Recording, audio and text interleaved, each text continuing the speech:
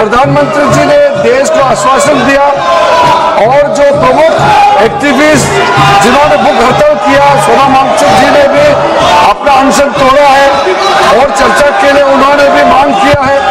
तो फिर देश के सामने में अब हम चर्चा नहीं करके बहाना बनाएंगे तो ये अच्छा संदेश नहीं जाएगा।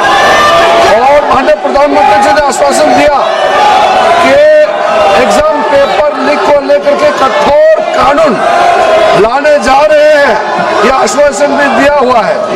अभी 1 बजे हमारा कैबिनेट मीटिंग है। कैबिनेट मीटिंग में इस संबंधित मसले को हल करने के लिए सरकार का मंशा बहुत ही सख्ती से एक सख्त कानून लेने के लिए जो प्रधानमंत्री जी ने कहा है उसका भी हम लोग फैसला लेने जा रहे हैं। ऐसे समय में अगर पार्लियामेंट हम लोग चर्चा नहीं करेंगे तो बिल्कुल अच्छा संदेश नहीं जाएगा। मैं राहुल गांधी जी से अनुरोध करता हूं, आप अपने कांग्रेस पार्टी के साथियों को थोड़ा समझा दीजिए और बाकी कई पार्टीज के एमपीज भी निजी तौर पर सबने अपना मत रखा है कि चर्चा होना चाहिए। मुझे ये समझ में नहीं आ रहा है कि आज 5वां दिन है, हम इसमें एक अच्छा सार्थक बहस क्यों नहीं कर सकते हैं? आप कंडीशन मत डालिए, हम चर्चा शुरू कर सकते हैं आज भी।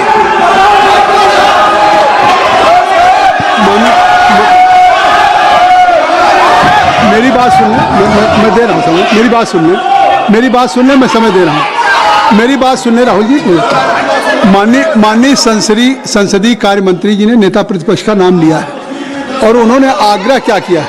उन्होंने आग्रह किया है कि आज जिस नीट की परीक्षा को लेकर के उस पर चर्चा आप चाहते हैं, उस पर सरकार ने क्या कार्रवाई की, यहाँ तक कि प्रधानमंत्री जी ने भी एक सख्त कानून बनाने की बात कही और आपने कैबिनेट की बात कही।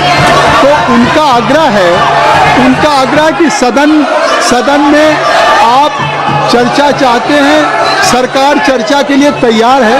मेरी बात सुन ले, चर्चा के लिए तैयार है तो आप उस चर्चा के लिए बिल्कुल सरकार की तरफ से अगर चर्चा करने की बात है तो मैं आप सबसे I am requesting to all of you, kindly take your seat. मैं आप अपनी सीट पे जाए, मैं राहुल जी को अलाउ करूँगा।